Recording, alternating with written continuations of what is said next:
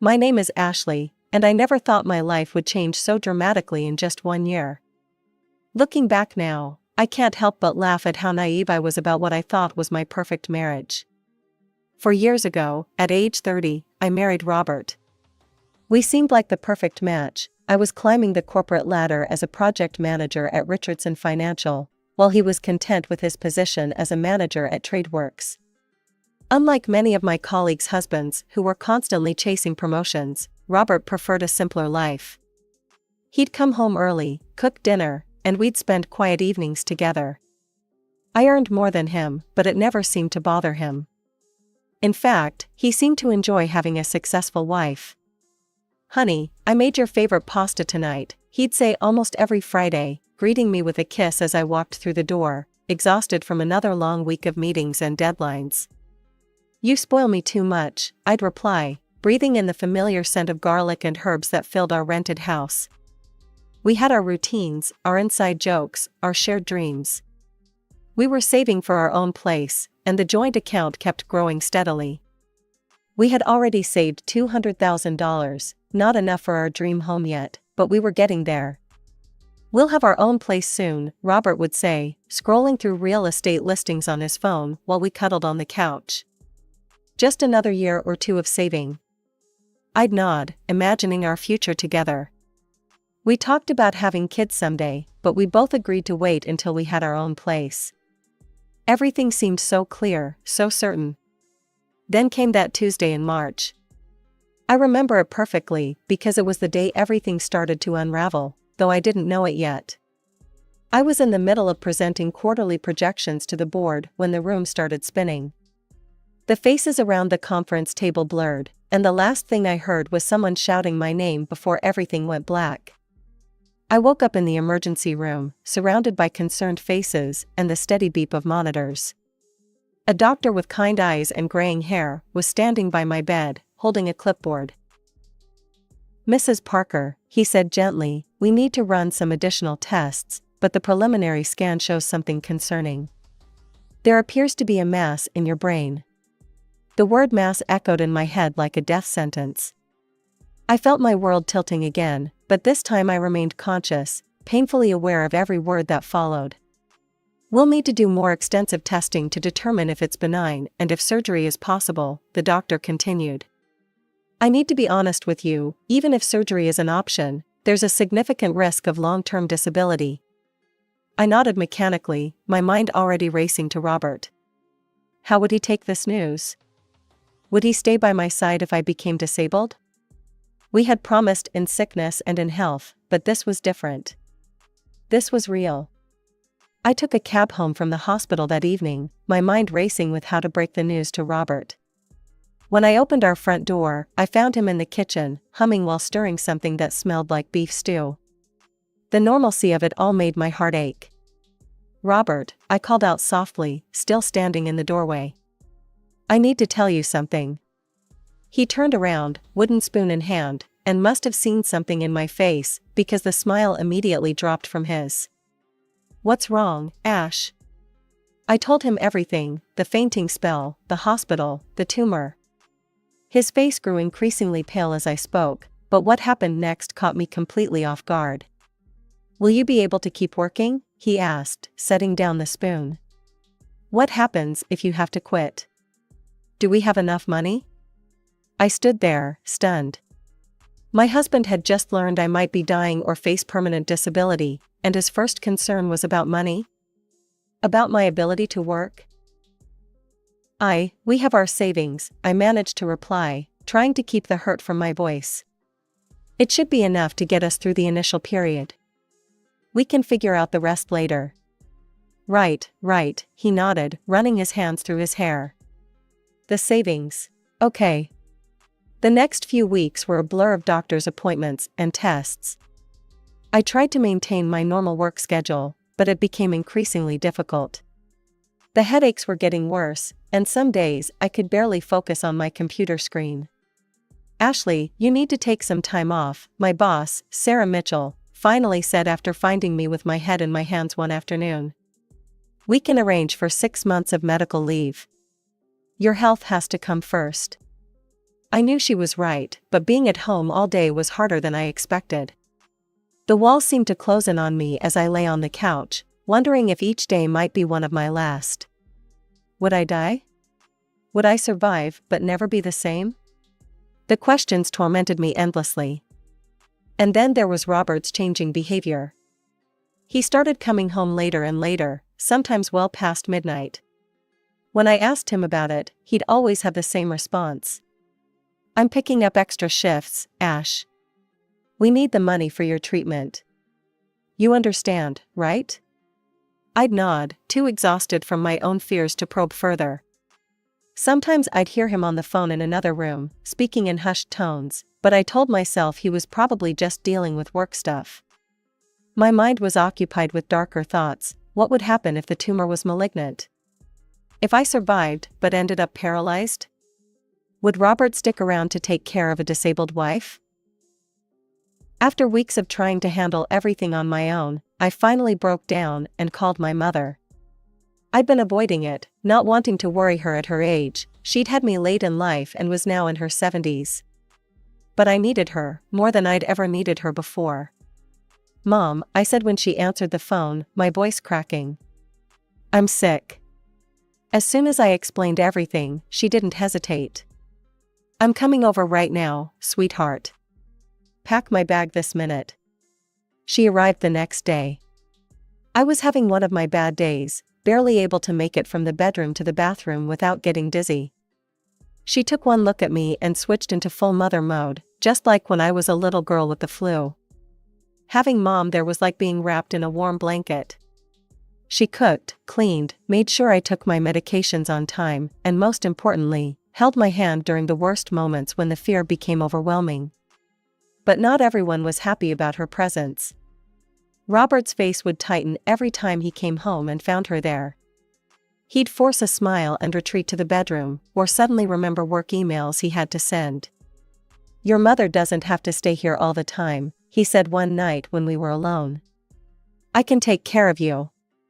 But you're hardly ever home anymore, I pointed out. Because I'm working, he snapped, then immediately softened his tone. I'm working for us, Ash. Mom noticed the tension too. After 2 weeks, she announced she was heading home. You seem stronger now, sweetheart, she said, though I could tell she was reluctant to leave. But I'm just a phone call away if you need me. The next few weeks were a blur of medical tests and clinic visits. The house felt empty without Mom, and Robert was spending even more time away. But I forced myself to focus on my health, on getting through each day, on hoping for good news. Then finally, after what felt like an eternity, I got it. At my latest appointment, my doctor was actually smiling as he looked at my test results. Mrs. Parker, I have good news, he said, and I felt my heart skip a beat. The tumor is benign, and it's in a location where we can safely operate. The risk of complications is minimal. I burst into tears of relief. After all these weeks of uncertainty and fear, there was hope. Real hope. I couldn't wait to tell Robert. Maybe now things could go back to normal. Maybe all his strange behavior had just been stress about my condition. I practically floated out of the hospital, already planning how I would tell him the good news. I decided to head straight home, hoping to catch him before he left for work. I quietly inserted my key into the lock, but before I could open the door fully, I heard his voice from inside. He was talking loudly on the phone, apparently not expecting anyone home at this hour. I can't take it anymore, Sarah. You don't know what it's like living with her, he was saying, his voice filled with disgust.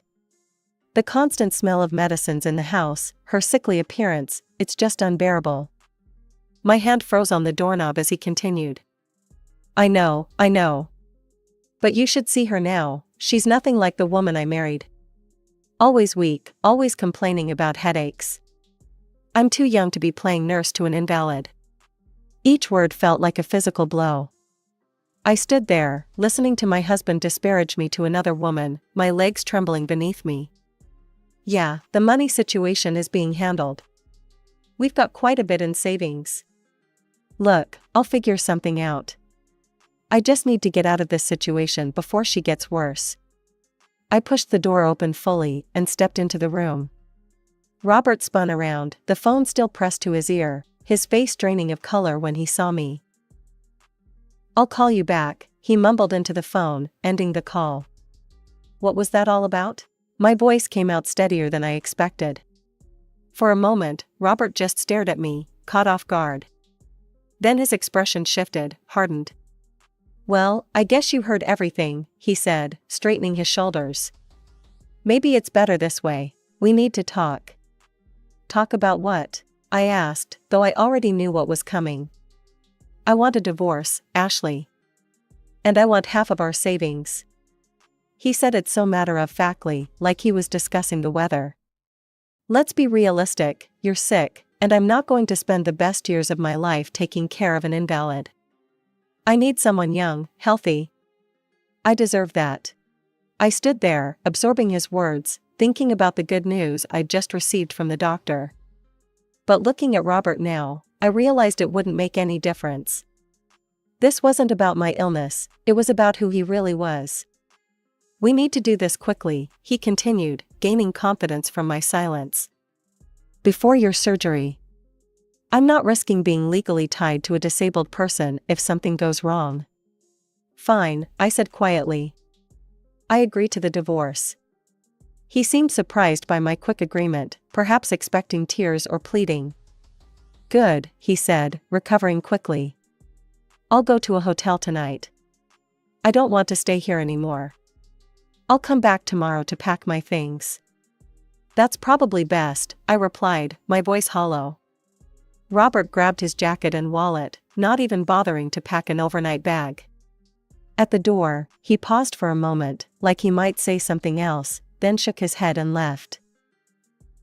After Robert left, I stood in our living room for what felt like hours, letting the reality of what had just happened sink in.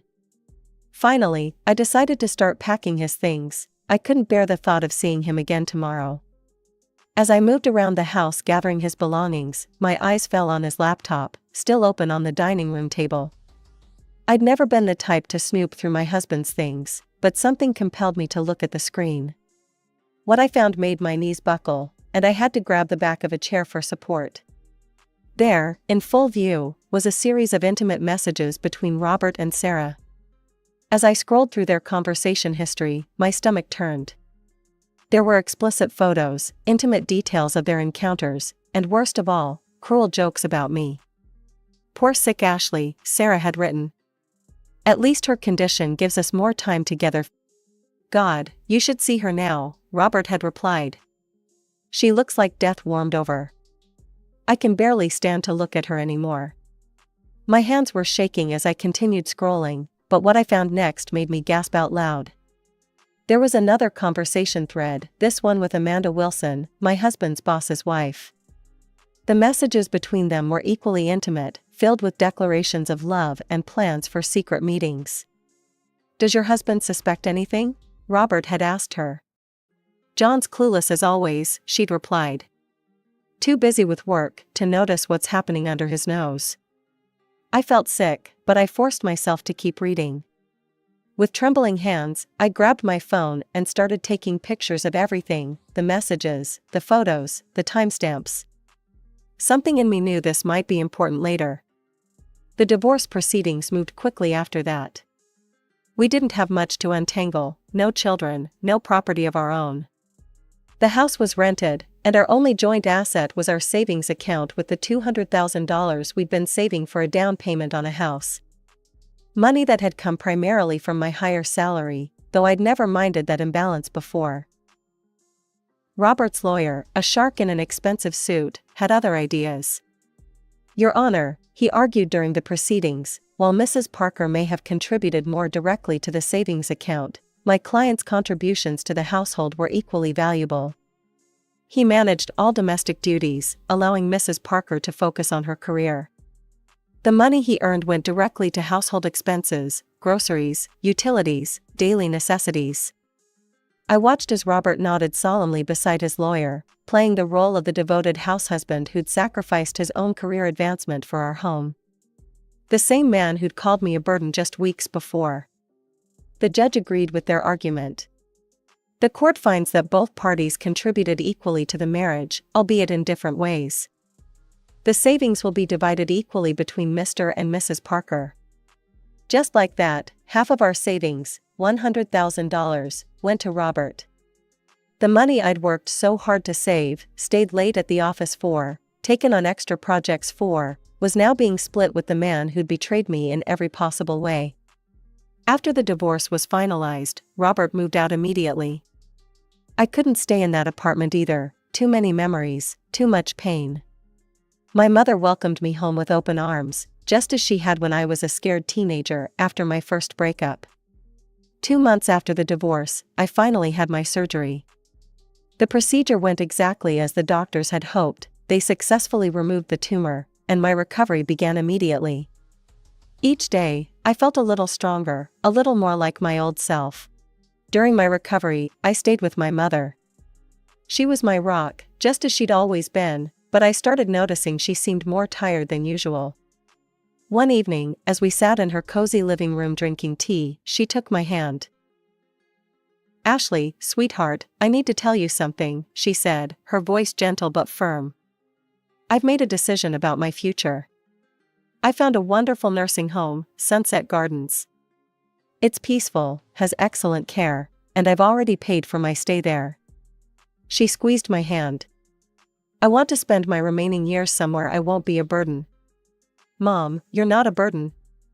"Let me finish," she interrupted with a smile. "I've thought this through. The house will be yours, along with my savings, about $300,000. You deserve a fresh start after everything you've been through." I tried to argue, but Mom had that determined look I knew so well. A week later, I helped her move into Sunset Gardens. The place was beautiful, with gardens and activities, and Mom seemed genuinely excited about this new chapter in her life. After getting her settled, I returned to what was now my house. It felt strange being there alone, but also peaceful. For the first time in months, I felt like I could breathe freely. Life has a funny way of serving up moments of perfect timing. About a month after Mom's move, I was sitting in my favorite cafe, enjoying a quiet lunch break, when I heard a familiar voice. "Ashley, is that really you?" I looked up to see Robert's mother, Margaret, standing by my table, her face pale as if she'd seen a ghost. "Hello, Margaret," I said, gesturing for her to sit. "I can't believe it," she stammered. "Robert told us you were terminally ill," he said. She trailed off, looking embarrassed. I couldn't help but laugh. "He told you I was dying?" "Well, as you can see, I'm very much alive. Still working at Richardson Financial, actually. And Mom just left me her house. I'm planning to sell it and buy an apartment closer to work." Margaret's face went through a series of emotions before settling on something between shame and satisfaction. "You know," she said, leaning forward, "Robert's living with me now. That woman he left you for, Sarah, she took every penny he got from the divorce and then left him. He's got nothing now." I took a slow sip of my coffee, hiding my smile behind the cup. I didn't need to say anything. Margaret's tone told me she was as disgusted with her son's behavior as I was. "He made his bed," she added, shaking her head. "Now he has to lie in it." As I watched Margaret leave the cafe, I felt a weight lift from my shoulders. I hadn't wished ill on Robert. I'd been too busy focusing on my own recovery to think much about him at all. But knowing that karma had dealt him such a perfect hand of justice? Well, I'd be lying if I said it didn't feel good. I was sorting through some old photos in my mother's living room when I heard aggressive pounding on the front door. Before I could even get up, the door burst open, and there stood Robert, his face red with anger and something else, desperation. "You lied to me," he shouted, storming into the house like he still had a right to be there. "My mother told me everything. You're completely fine." I stood up slowly, keeping the coffee table between us. "Get out of my house, Robert." "Your house?" He laughed bitterly. "The house your mother conveniently left you after our divorce?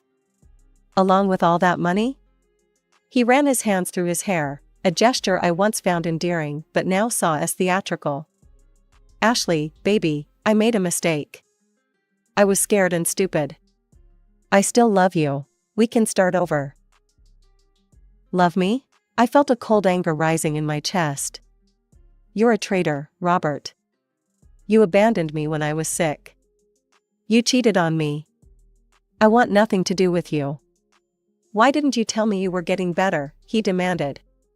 Why didn't you tell me about your mother's plans to leave you all this? His voice cracked with what he probably thought was emotion, but I recognized as greed. You want to know why? I stepped closer to him. The day I found out my tumor was benign, the day I rushed home to tell you the good news, was the same day I heard you on the phone with your mistress, talking about what a burden I was. He had the decency to flinch at that, but recovered quickly. That's not fair, Ashley. You deliberately hid your mother's inheritance from me during the divorce. Half of all this belongs to me by law. No, it doesn't, I said firmly. Mom left me this inheritance after our divorce was final. You have no claim to it. Bullshit. He was shouting now, his face getting redder. You knew this was coming. You and your mother planned this. You hid assets during our divorce proceedings. That's illegal. I'll sue you, Ashley. I'll take you to court and prove that you deliberately concealed future assets during our divorce. You'll have to give me half of everything. I stood in my mother's living room, watching Robert's tirade with a calmness that seemed to infuriate him even more. When he finally paused for breath, I walked to my desk, pulled out my phone, and pulled up the photos I'd saved months ago. Before you continue threatening me, I said quietly, I think you should see something. I held up my phone, showing him the screenshots of his conversations with Amanda Wilson, his boss's wife. The color drained from his face. You remember Amanda, don't you? Your boss John's wife? I scrolled through the messages slowly, letting him see every damning detail. I wonder what John would think about these messages. About the photos. About all those lunch breaks you spent with his wife while claiming to work overtime. You wouldn't, he whispered, but his voice had lost all its previous bravado. I'm trying to recover from a serious illness, Robert. I don't need this stress. I don't need your threats. I don't need you bursting into my house making demands. I locked my phone and set it down. Leave me alone, or John gets copies of everything. Your choice. He stood there, mouth opening and closing like a fish out of water. Finally, he backed toward the door. You've changed, he said accusingly. No, Robert. I just stopped being afraid. After he left, I sat down and cried, not from sadness or fear, but from relief. It was truly over. The next few months were transformative. I sold my mother's house for an excellent price, thanks to the hot real estate market. With that money and the inheritance, I bought a beautiful apartment in a luxury building just 3 blocks from my office. The walk to work became my daily therapy, helping me rebuild my strength step by step. The illness had taken its toll on my body. I'd lost nearly 20 pounds during the worst of it. But slowly, I began to recover. I started taking yoga classes in my building's fitness center, gradually rebuilding my strength and flexibility. My appetite returned, and with it, my energy. My boss proved to be more understanding than I could have hoped for. Take all the time you need, she told me during my first week back. We're just glad to have you back with us. She arranged for me to work flexible hours, allowing me to attend my follow-up appointments and therapy sessions without stress. Sometimes, on my morning walks to work, I'd catch my reflection in the sleek glass buildings and barely recognize myself. Not because of the weight loss or the small scar hidden beneath my hair, but because of the confidence in my stride, the straightness of my spine, the lift of my chin. I was no longer the woman who had been afraid of being alone, of being sick, of being unloved. Through mutual acquaintances, I occasionally heard bits of news about Robert. He was still living with his mother, having blown through his divorce settlement with Sarah. Apparently, he'd had to leave his job at TradeWorks, though whether he quit or was fired, I never asked. It didn't matter anymore. My mother thrived at Sunset Gardens, making new friends and taking up watercolor painting. I visited her every Sunday, and we'd sit in the garden, drinking tea and talking about everything and nothing. She never said "I told you so" about Robert, never reminded me that she'd had doubts about him from the start. Instead, she would smile at me with pride and say, "You're blooming, sweetheart." She was right. Like the potted orchid on my new apartment's windowsill, a housewarming gift from my team at work, I was blooming. The tumor, the betrayal, the divorce, they hadn't destroyed me. They had forced me to grow stronger roots.